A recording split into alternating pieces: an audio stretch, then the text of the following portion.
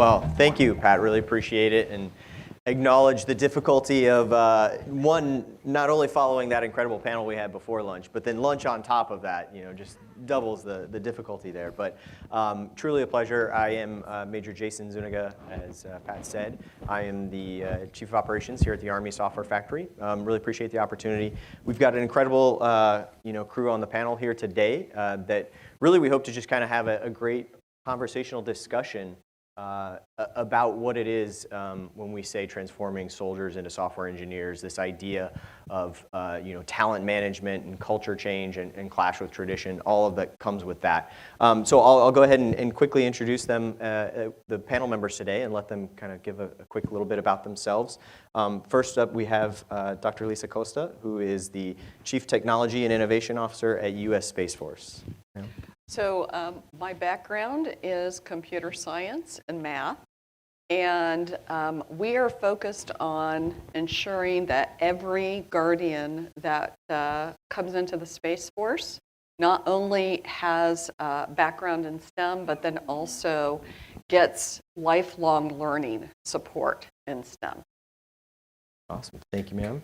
We also have Ms. Kate Kelly, who is the Chief Human Capital Officer at U.S. Army Futures Command here in downtown Austin. Thanks. I'm the Human Capital Officer, which is kind of an interesting and different title for the Army to traditionally use. It's part of a little bit of Army Futures Command's intention inside the Army to change a little bit of how we think about talent and how we think about utilizing talent. And so I'm very excited to be here with you on this panel talking about what we're trying to do in the software factory writ large, but also what we're doing for Army Futures Command's entire workforce, which, much like Dr. Costa's comment, is predominantly a STEM-focused science and technology workforce across the command. So thanks so much for your interest, and I look forward to talking with you. Awesome. Thank you, ma'am. And then on the end, we have Mr. Josh Knowles, who is the Global Vice President for VMware Tanzu Services. Awesome. Yeah, thank you all. So software engineer by trade and very fortunate to be part of the Agile software community in the industry for the last 20 years. And for the last 10, part of Pivotal Labs, which became Tanzu Labs, had an opportunity to work not only with many of the large programs within the DoD, but also with some of the largest industry brands who've made these same types of shifts. So again, thank you all for coming back from lunch and joining us.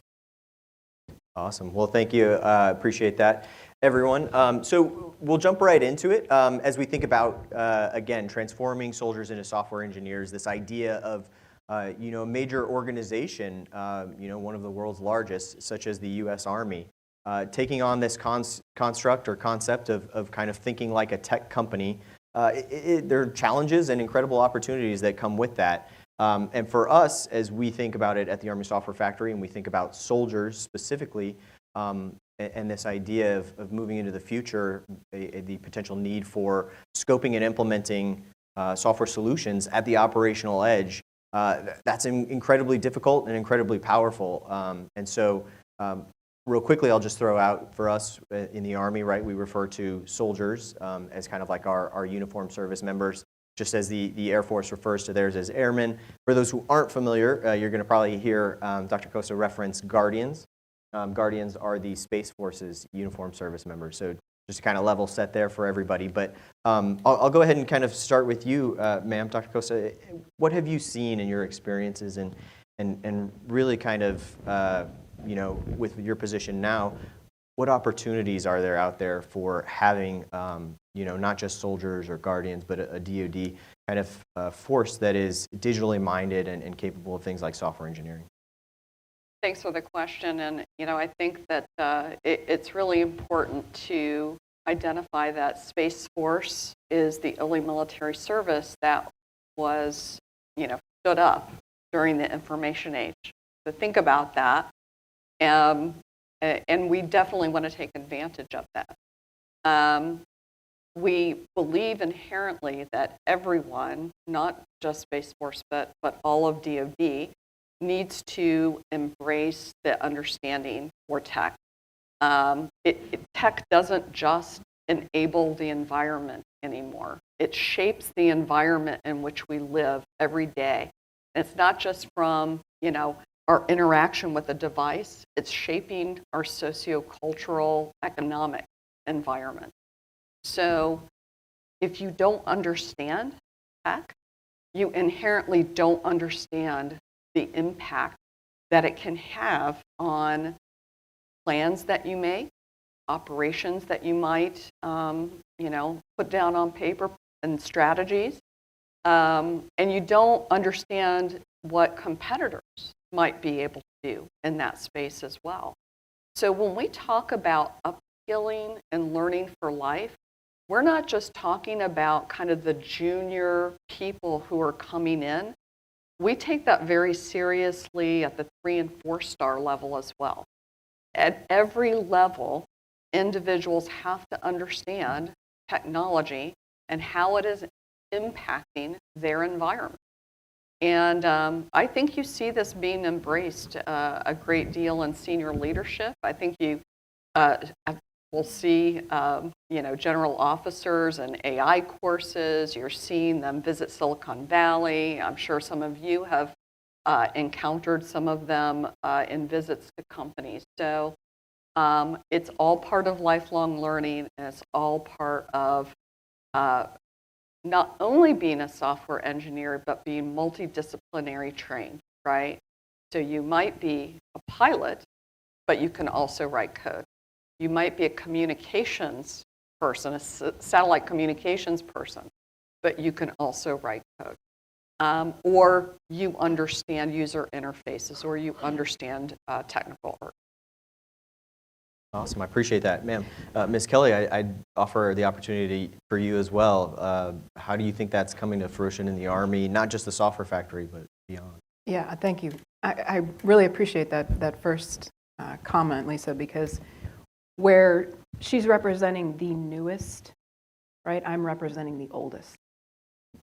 And so if you think about this concept of the technology and the information age that we're in, now imagine one of the, what I consider to be most significantly successful, very strong, culturally bound, and in many cases, bureaucracy bound institutions as the United States Army. And that's not to be in a negative way necessarily, but to point out that the change that Lisa just mentioned in standing up Space Force is extraordinarily challenging for something like the United States Army to really embrace what we need to do and how we need to evolve our force in a very similar way. So one of the most significant challenges, and one that the software factory here in Austin really embodies, is this challenge of bifurcating the skill set of the individual in a cultural institution like the United States Army that is very used to labeling an individual as an expert in this particular field, and that's where it stops. So this idea of being multidisciplinary actually flies in the face of some cultural institutional boundaries within the Army space. And so what things like Software Factory are doing are pulling talent from within the Army force that has already become part of that culture and already developed a skill set and a set of experiences, and we are changing and adding to what they now know. The real interesting kind of bringing together of that is, what is that soldier now in terms of the value proposition to the force, and where and how do we employ that skill now that it is a different and arguably more powerful and broader skill set. A lot of that flies in the face of how we've built our legacy personnel systems. And so much of what the Software Factory is doing is not just increasing the competency of our soldiers, but it's challenging the system writ large on how to utilize it and what to do with it in the future. So it's a really interesting space to be working in right now. Thanks, Jason. Oh, appreciate that. And then, Josh, you've got a lot of, I think, perspective from across industry, government, DoD. Any thoughts on that as well? Yeah, I think the industry is facing the same challenges that we've talked a lot about throughout the day here, in that we've proven that we can teach soldiers how to write software, right? There's some amazing soldiers, airmen, guardians who are amazing technologists, but the challenge that we're seeing both in the DoD and the industry is, what do we do with those no capabilities once we give it into the hands of those soldiers, right? And you've got amazing support at the top. You've got these amazing capabilities on the ground, and it's that layer in between that we need to better enable on how to use those capabilities. Right? And most of the industry is facing those same challenges. It's not unique to the DoD. But if we can't figure out how to fix that and enable those leaders to take those capabilities and make use of them, I think that's when we're going to lose, as highlighted by some of our other panelists earlier today. No, and that's a great point. And we kind of heard a little bit of discussion earlier too about that big idea of like culture change. And you know, we have a lot of great kind of you know, leadership at the top that really wants to do something powerful, and also like this great opportunity, you know, pushing from the bottom up as well with service members born in the digital age and wanting to create that opportunity to excel when oftentimes they don't really have that capability in their hands at that level. Without going too far into it myself, culture change, like especially in this space, I'll kind of throw this one out there. Anyone who wants to start on it, but is there an issue with culture change and how that kind of comes forward with technology? No, there's no issue at all. Okay, good. Well, that's it. That's all we got for it. Well, let me dive on this first, as we say, grenade. Clearly, right, just from my first comment, you know, the Army's got an amazing culture, and it is there for all the right reasons in many cases. But it does create these habits, right, and these things that people value. And we have to know when the right time and what the right time is to really push for disruption that is for the right reasons. And I emphasize disrupting a culture for the right reason, because you can be disruptive and it you know, just for the sake of it is not ever going to get you anywhere. I think the culture piece that we experience in the Army and what Army Futures Command writ large, I'll talk about for just a moment, and then kind of settle in on the software factory as a use case. So Army Futures Command was stood up to really signal to the entire Army and force the entire Army to acknowledge the fact that we had been continually just iterating on prior technologies and not really leaping forward especially in the equipment space. And how were we going to fight in the future? I mean, I think everybody would honestly admit that the bulk of the technology that soldiers have today is technology that is arguably 30 years old and has just been iterated upon. And so the reality of this particular age that we're in is that is not going to be sufficient, possibly today and certainly not tomorrow, right? And so that is what's at stake. Some of our prior panel members very eloquently and passionately talked about what's at stake for this country. And I think the Army recognized that. So Futures Command inside the Army culture was an intentional, disruptive technique to try to force a focus on the future within an institution as storied as the United States Army. And therein lies the clash of the titans, right? How do you actually affect change inside of a large cultural bureaucracy as effective as the Army is in that way? And so we represent that inside the Army, and it is a constant day-to-day challenge.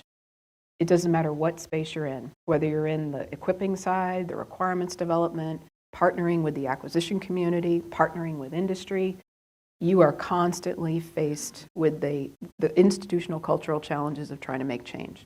In my space, and I think a lot of what we'll talk about today on this panel, when you're trying to change talent models, you're trying to change people, and you're trying to change how we use people, that's an even harder, in some cases, spectrum to work in, because there's a lot of personal emotion, there's a lot of personal impact to people in that space. And so you are really trying to do things that are the right strategic move, but not at the cost of the individual, and certainly not at the cost of the unit. And so it's a real challenge that we face, but it's one that is worth the fight, and is one that is worth continuing to press into. Because it doesn't happen and get fixed overnight, as all of you know, in all of the spaces that you work. When you are trying to be in this particular environment of changing the way people are used, changing how they are used, changing how the organization values their skill set, that is very significant systemic organizational change, which is never easy.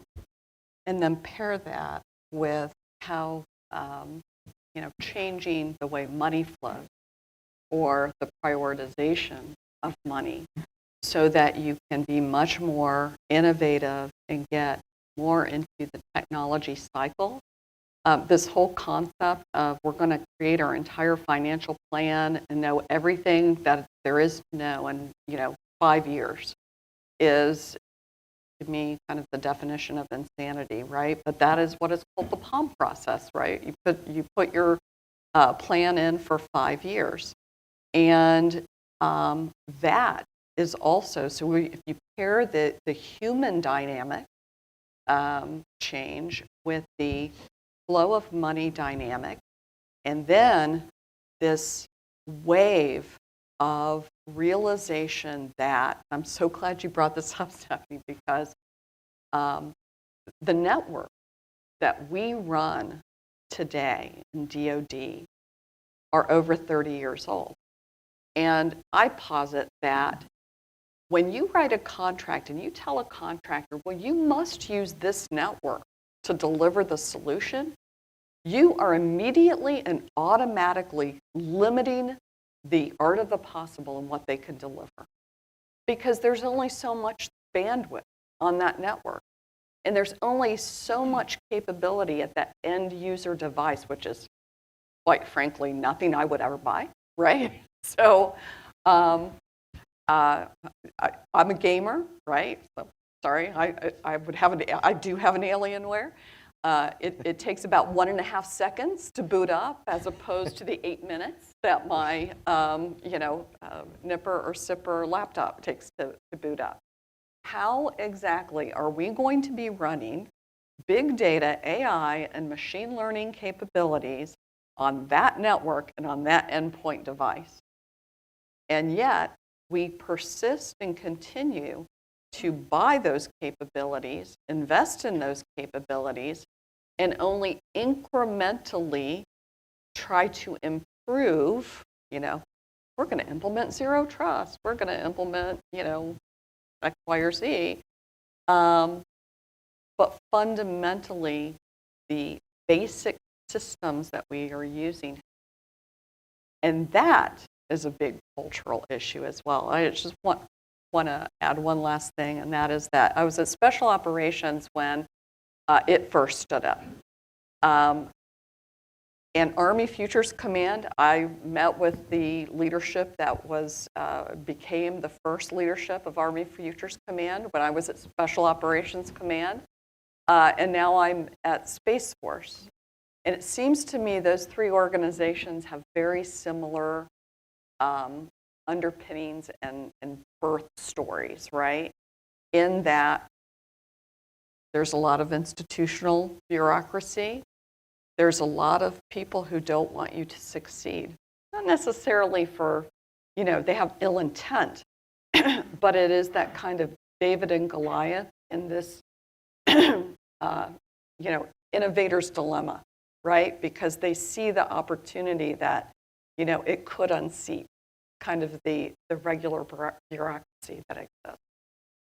We see a lot of that in the industry at large. Is you can surround facilities like this, upstairs, or the other lab-like environments that have stood up, and you can give them a ton of executive support. But the idea of taking this type of environment and spreading it to the larger corporation, right, or the larger DoD is scary, right? So we see these little pockets of cultural change, but the industry hasn't yet seen that cultural change expand to the legacy, right? And that's where I think we need everyone's help.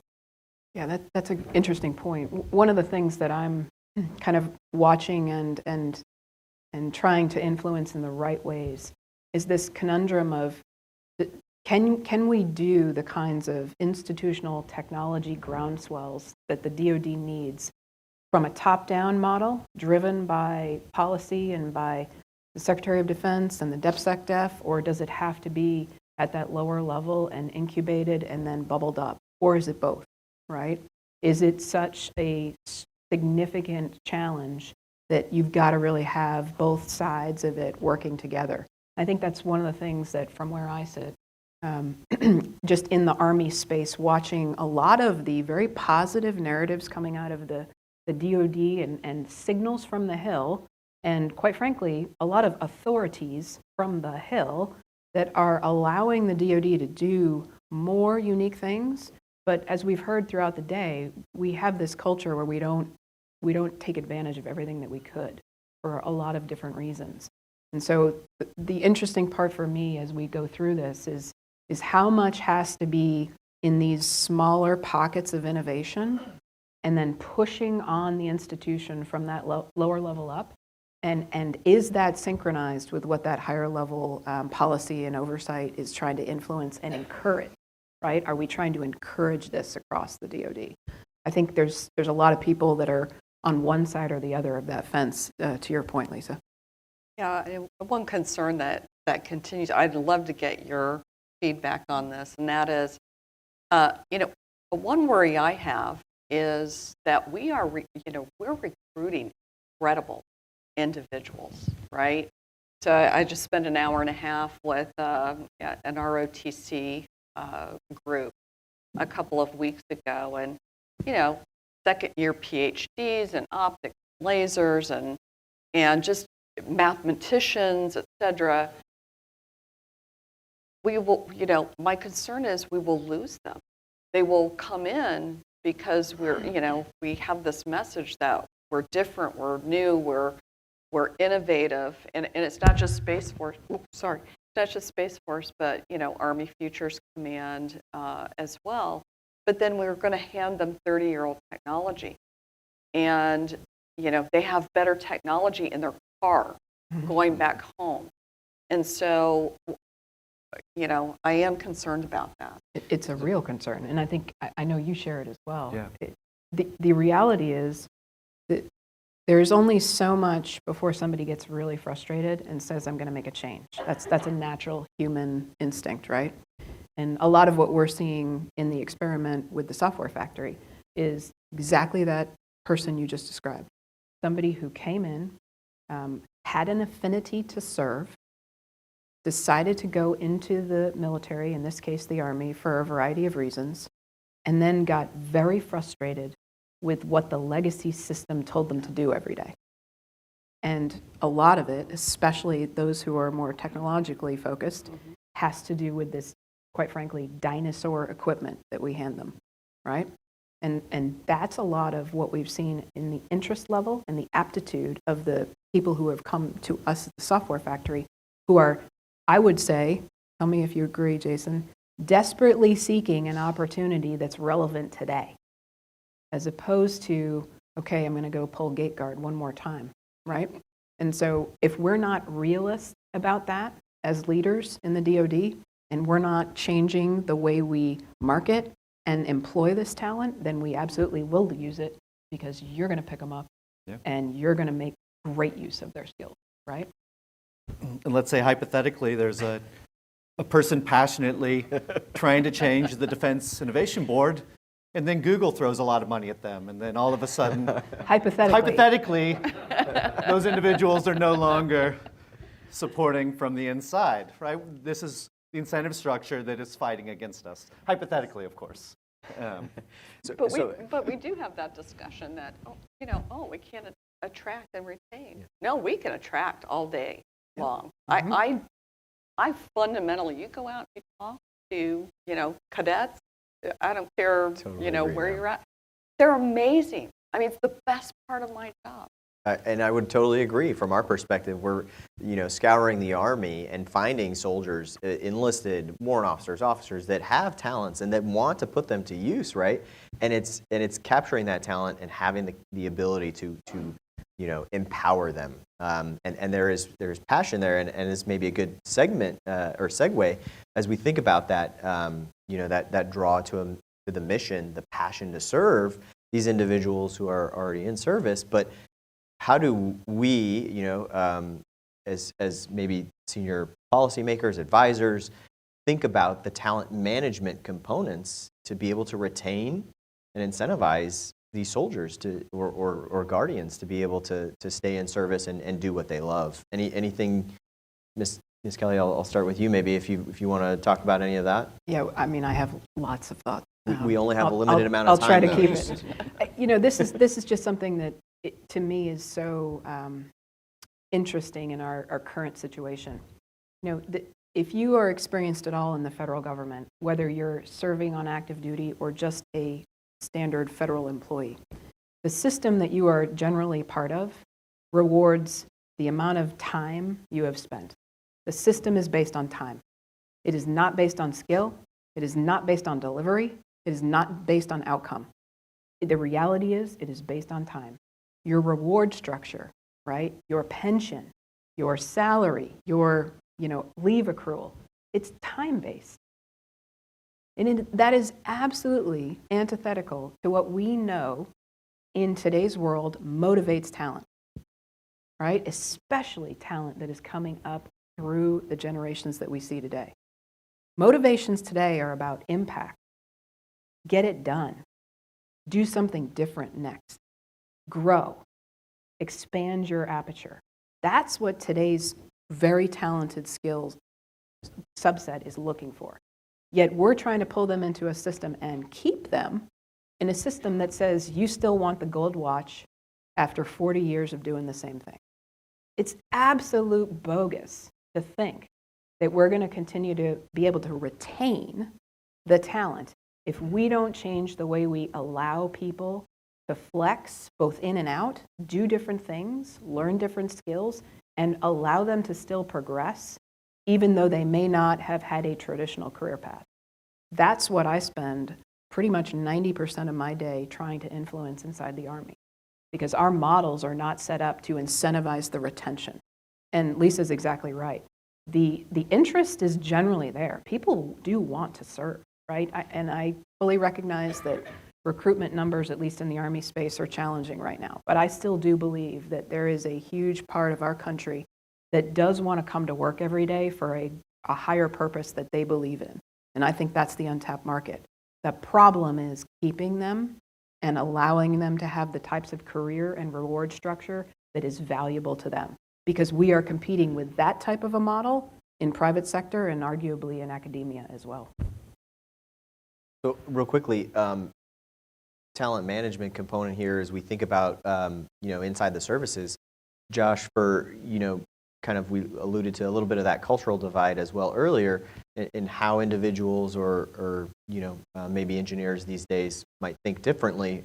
Is that something that's a problem in commercial industry as well? How is that kind of shaping from your perspective? The same challenges in the industry. I mean, individuals changing jobs every 2 to 3 years, right?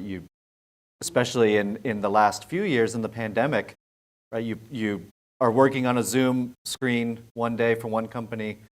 You move to a different company. All you do is change what laptop you're using and join a different Zoom window, and all of a sudden you're in a different company, right? And so the challenges that we're all facing trying to retain talent who wants to grow and who sees the growth opportunities in other organizations as an easier path towards pushing through there is the challenge that we're all facing as well. Awesome, appreciate that.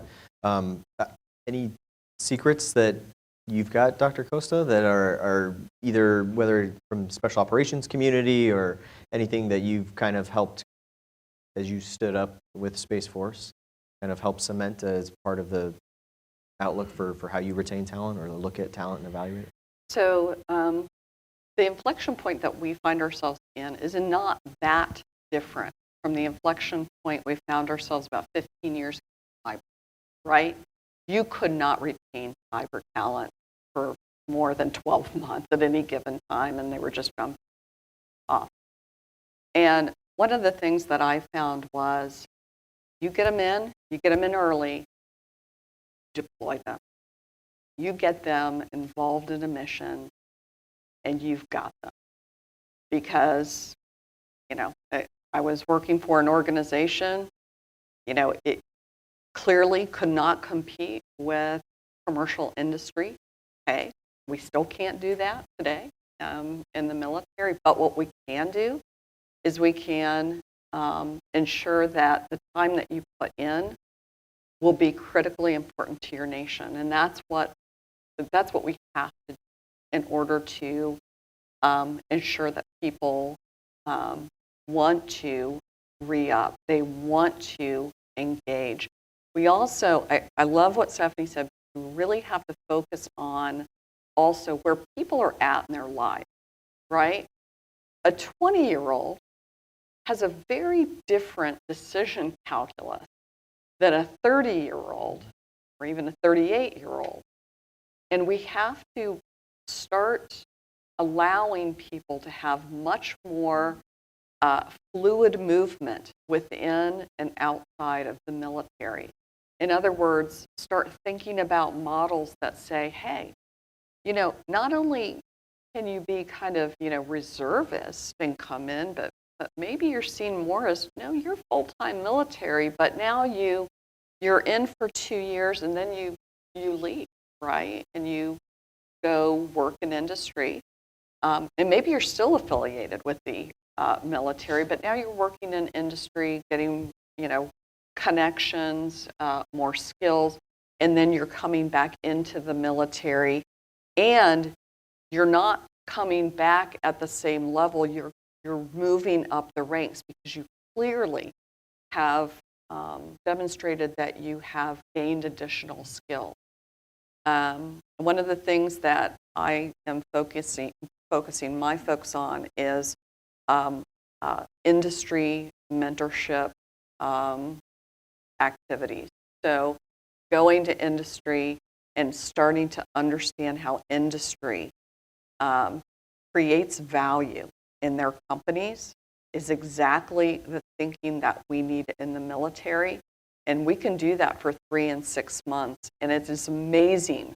It's amazing the transformation in thinking sometimes that we get in people when they get back. I will give kind of like a 5 to 10 minute warning here for everybody in the audience to kind of think about some of the good questions that you'd like to ask some of our panelists here in just a few. So definitely be thinking about those.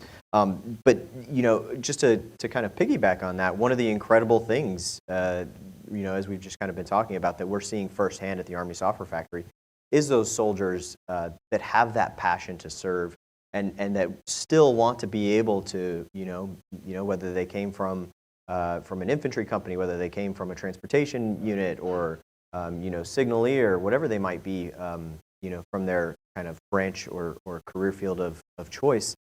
How do you continue to let them be able to, take part in that and grow, but then also allow them to continue growing their skill sets as it pertains to technologists? And so that's an incredibly difficult thing to do, and something that we continue to try and take as much data points as we can and filter up to Army senior leaders to be able to make informed decisions about change in human capital and talent management capabilities, right?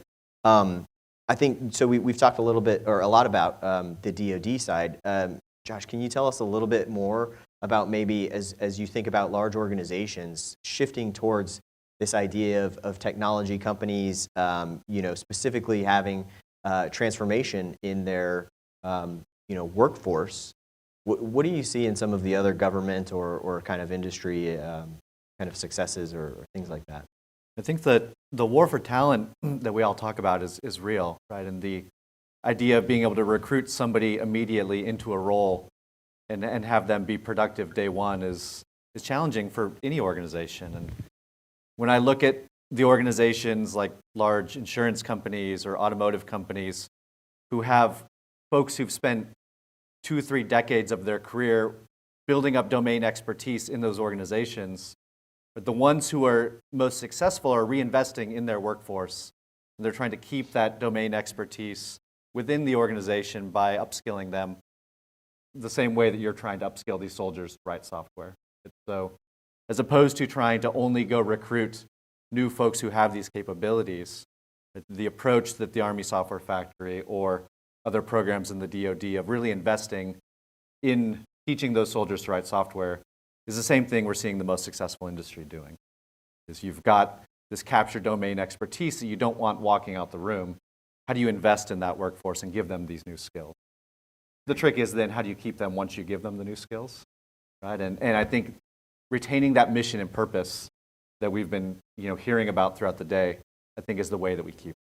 Right? If you can keep that mission top of mind, they're going to stay invested.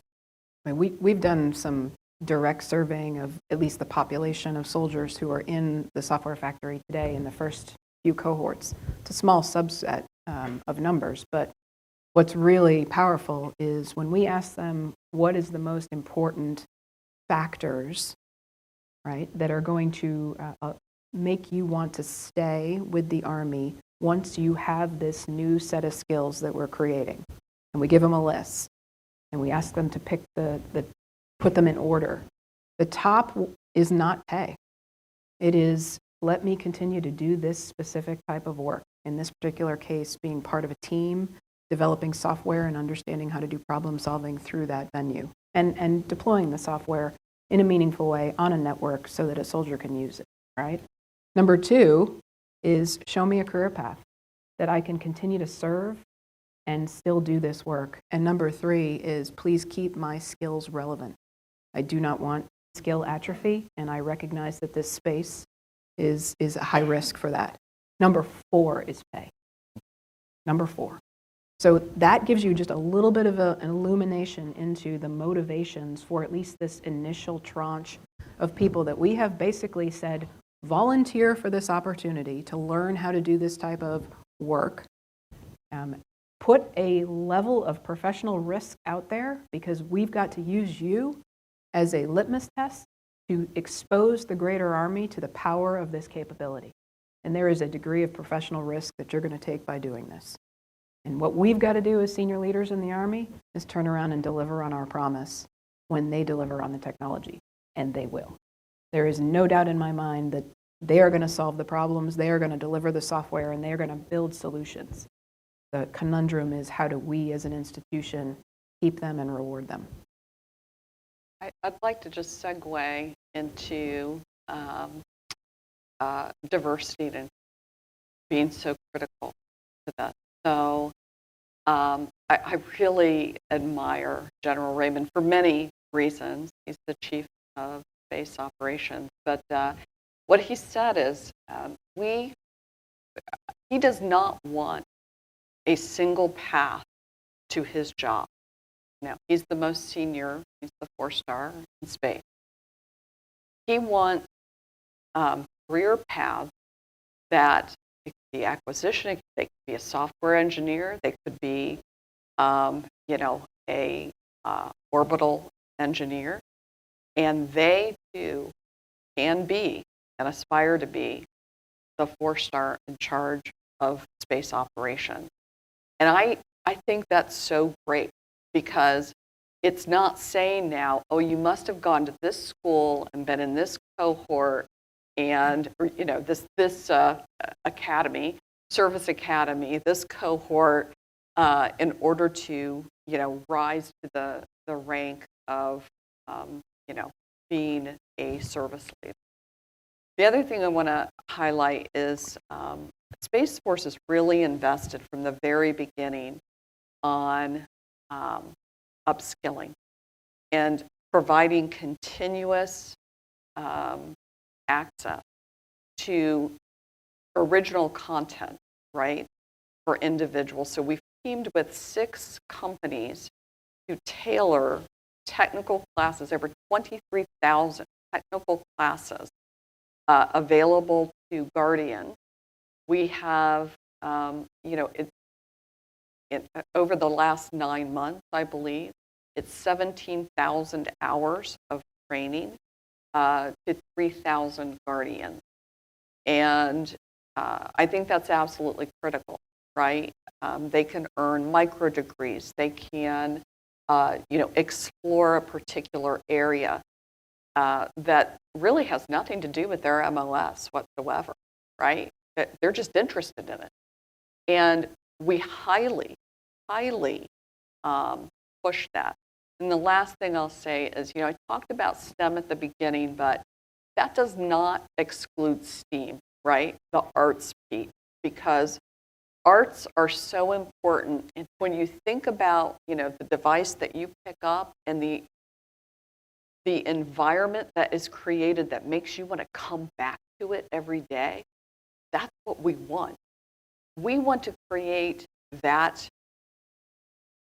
digital environment where the guardian wants to come every day, and really they're compelled to want to, check and see, did somebody respond to something, or, they're monitoring a certain constellation or whatever of satellites, that they want to engage. And I think that's really important, is having an environment where they, have this draw. And also, again, it's about mission, right? It's always connecting them to mission. Because what I've seen in being in special operations for 25 years is that mission every day, Stephanie said, trumps money. And I told the ROTC cadets a couple weeks ago, I always talk about the M&M. It's mission and money. It's okay to make money while you're doing the mission, but the mission always has to. I appreciate that, ma'am. And obviously, like, as we continue to talk about it, this human capital, this talent management component, almost more difficult than the technology side, as you think about large bureaucratic organizations. And so continuing to have those like-minded individuals from both the bottom and the top pressing on the bureaucracy is important to be able to achieve some of those changes. Do we have time for a couple of quick questions? Is that awesome? Yeah, Okay. Sorry, thank you. Just a couple of things. Please. Again, I'm so fascinated by this because it's I was writing down, most powerful asset in any organization is people. You point, not tech, it's people. And how do you do that? The word empowerment keeps coming up. You said it. Empowerment. I think we owe that to everybody. And we've seen it. Josh and I being around this environment around empowering people. We've watched in Kessel Run, I know Hannah and others, we empowered a airman who used to sweep under bombs at Luke Air Force to write software and say, this has been the most powerful thing that's ever happened. I want to stay here longer. The talent's here. And so listening to you again was fascinating to me, because that moment of just empowering the DoD become software enabled is why I think many people are here listening to the conversation. So anyway, it was fascinating listening to this dialogue with us. D&I, thank you for bringing that up. Right, there's no single path to leadership. That's a real powerful statement. General Raymond's an individual, and knowing him, saying that, I can see it coming out of his mouth. So anyway, fascinated by the conversation. I'm sure we got a bunch of questions on this topic. Go ahead. Hi, Nils Olson, Chief Medical Officer at Defense Innovation Unit. As a policy issue, I think it's very easy for people to understand oil because it's black and it's right there. I can understand nuclear policy because big mushroom cloud. As a policy issue for developing an engineering workforce, what specific things do you think the policy people should walk out of here with? I'll give as an example. I would argue any engineer should know linear algebra and exploratory statistics, right? So what is it that you see that is needed and is not being developed? Over. So I'd like to take that on. I literally was in a meeting 2 days ago, and I think it's option. As policy people, you always think, oh, no, I have to set a standard.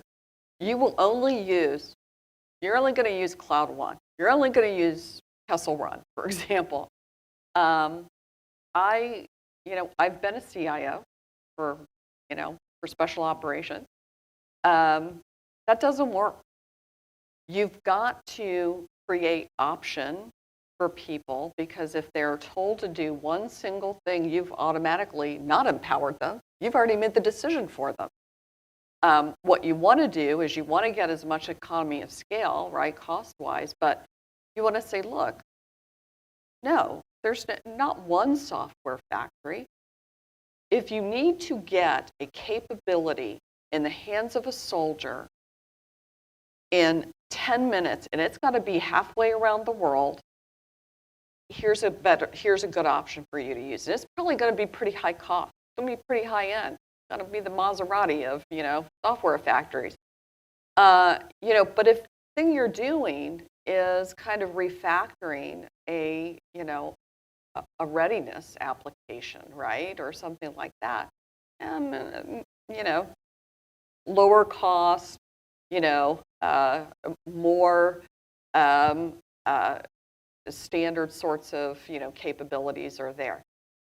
I think that we need to start thinking from a policy perspective, and believing at least that by empowering the lowest level of the organization to make the decision, they know they're not going to make a ridiculous decision. They're going to go off and they're going to make a reasonable decision because you've trained them to do so.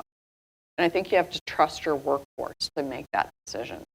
So when we're talking about policy, we need to give people options. We need to give them some left and right limits, right? But, at the end of the day, drive decision-making down to that lowest level. And I think SOF has done that extremely well.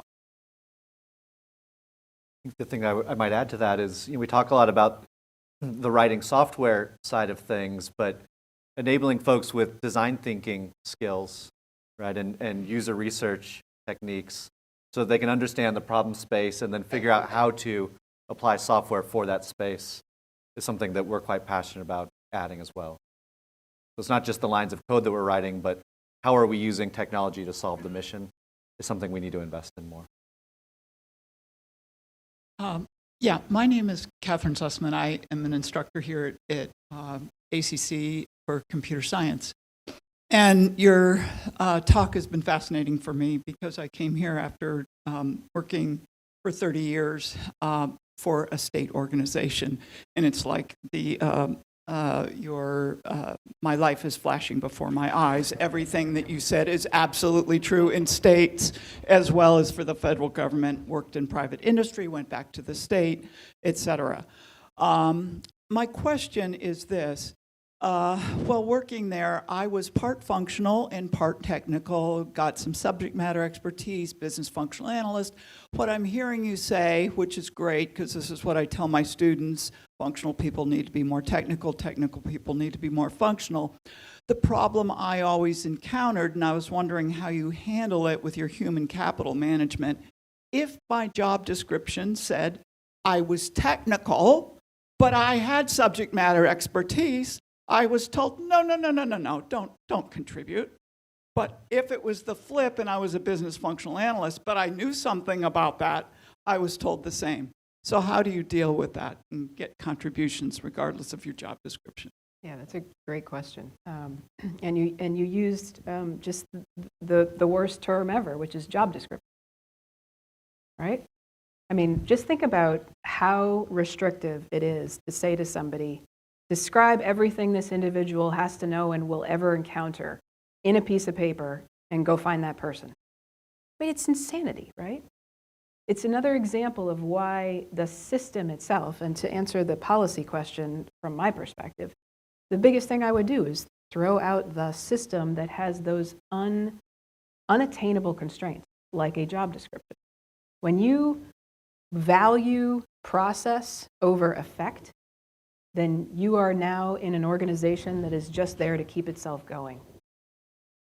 You are, and that's kind of the definition of, in many cases, the federal workspace, because you're part of that machine in so many ways. So, I think the first thing you've got to do is you've got to try to build pockets of inside organizations that are willing to allow that other person to participate, regardless of what their job description says. Because the job description was wrong the minute you wrote it, right? And you never went back and updated it anyway, did you? I mean, it kind of comes back to this conundrum of culture and how you actually build teams that actually value the counter view for the right reasons, and then allow people to have a contribution voice in the room. And that's where I think we all, whether you're in the federal space or the private space, have got to try to challenge ourselves with our teams to work towards. That's a common challenge, I think, across the whole of the workforce. It's a great question. Thank you. Good afternoon. Guy Walsh. I'm the Executive Director of the National Security Collaboration Center at University of Texas, San Antonio down the street. And my question is going to be about recruiting and retaining the talent.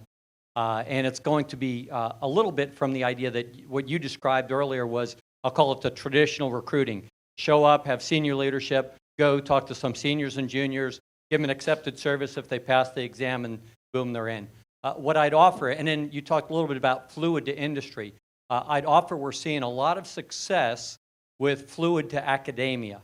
And this is probably one of the best examples when you have software works and you have that in with a community college. There's probably no, and the reason I say that is because it's not about offering money or mission, it's about building a relationship. And that's where not only you're going to recruit, but you're going to retain. And I'd offer the two examples because we're very fortunate. We have Army Research Lab down at UTSA. We have the NSA down there. And having worked for 10 years at Fort Meade, they are at all these institutions across the U.S., and they build relationships with students and researchers. And everybody there knows Dr. Shinoy at Tulsa. They know Freeman Hrabowski at UMBC, who have created pipelines of hundreds of students, not 5 or 10 because of a job fair, but really hundreds. So I guess that's my question is there an effort within Army Futures Command, USSF, to build that fluid to academia and build these relationships like you've built here at ACC? Like I can talk about the Space Force piece, and that is we have what's called the University Partnership Program. And there are multiple components of that, so that's an umbrella term, right? So we have specific universities that are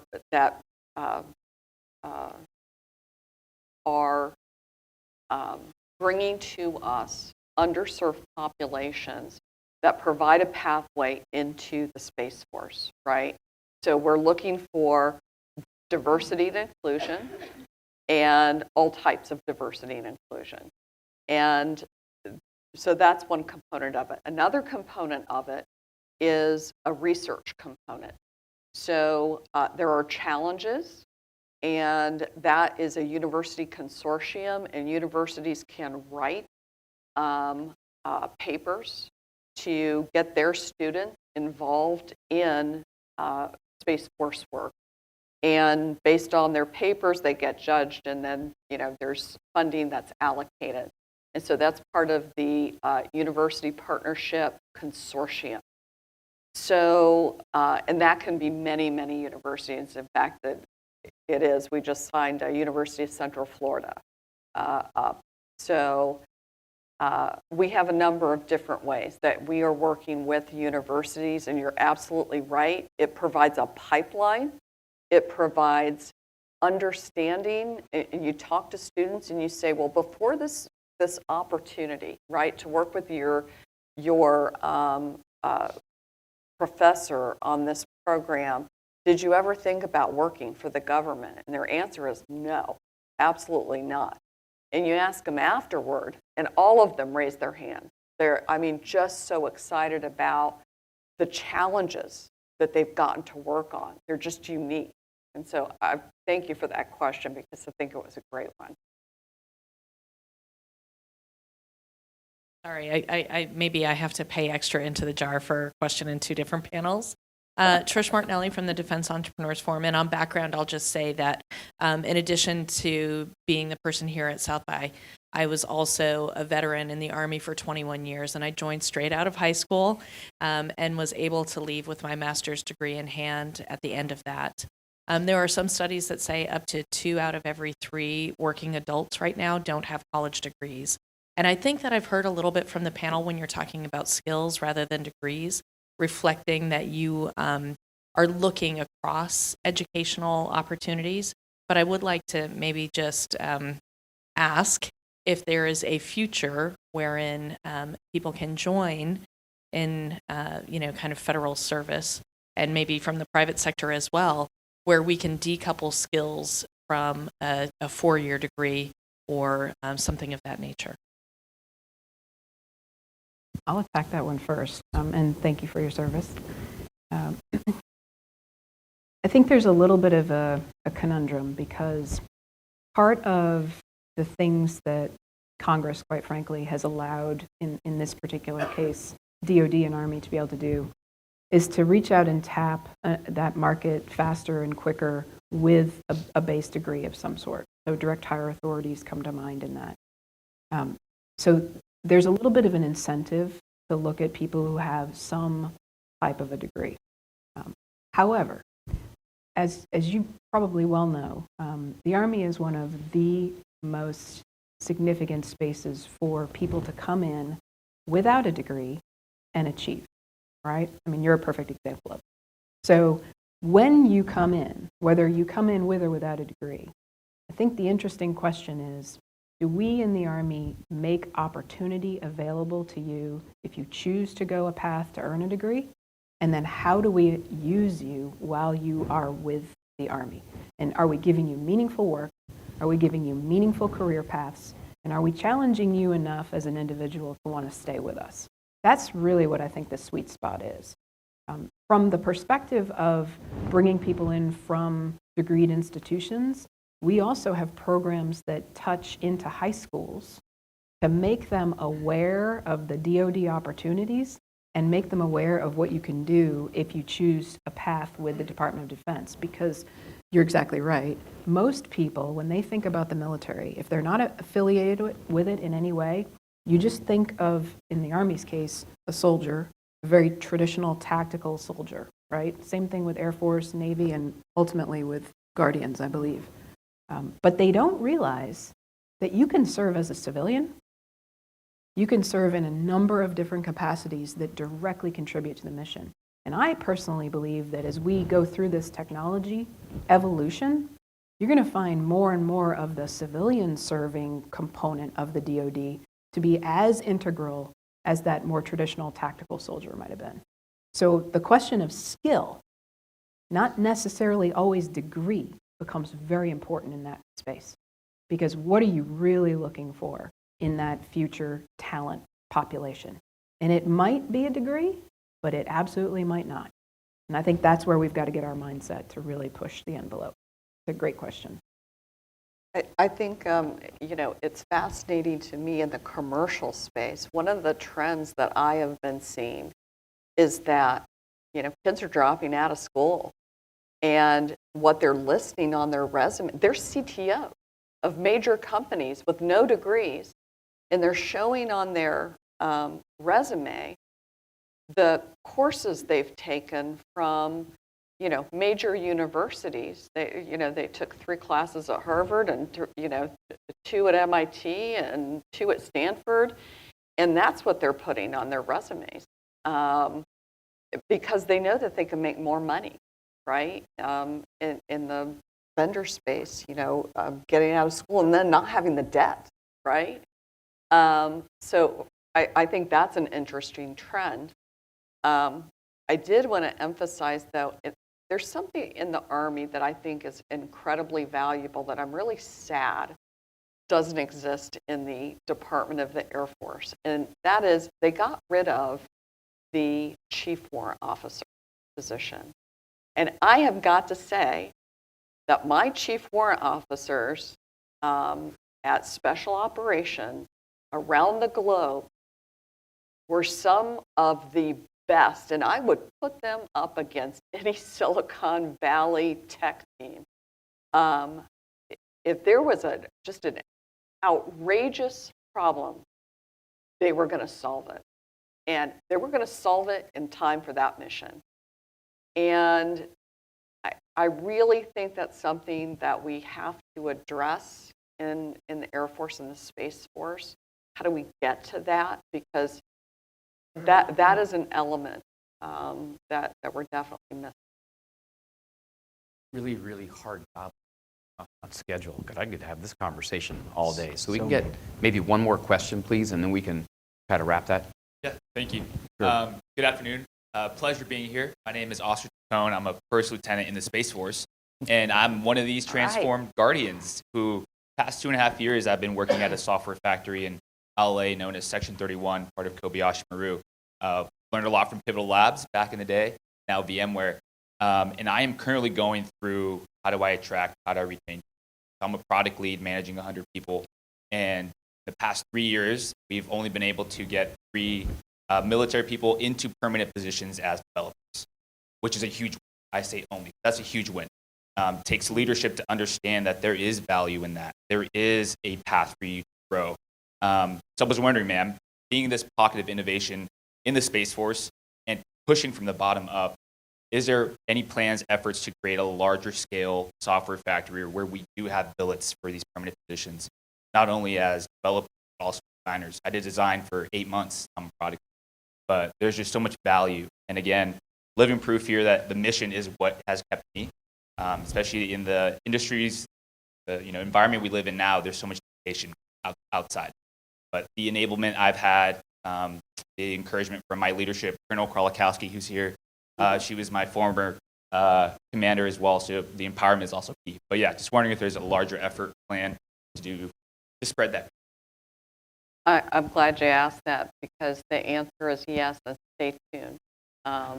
And kind of relates to the person two chairs beside you, which is we are getting ready to establish some policy in this area. And we are always going to be a small force.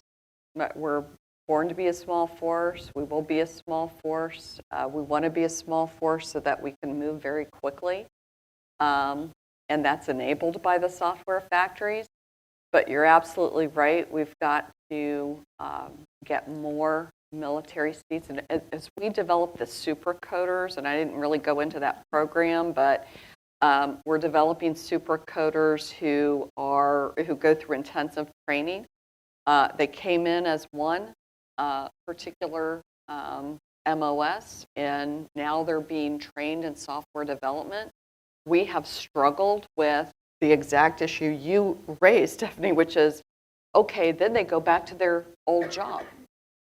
And maybe software development, isn't part of that, or their boss doesn't want them focused on that. Like, wait a minute, why do we just send them? So, yes, stay tuned. Fantastic. You can do this all day. So again, the most powerful asset is people, and that's a great example, right? That empowerment, that's been felt, and be able to make that difference. So thank you, Jason. I know the kind of people you have in your organization, and it's fun to watch that. I know the people in your organization, because I'll give a prop to Colonel. Okay, that's an innovator, a disruptor, and making change in a mission. Phenomenal. I know, Kate, we've met before, and watching what you do and empowering the software factory is awesome. I work with this guy every day. I know the kind And you of choose people to. Yes, I do. Yes, I do. So thank you very much. Please, round of applause. This is a great, great panel. Thank you so much.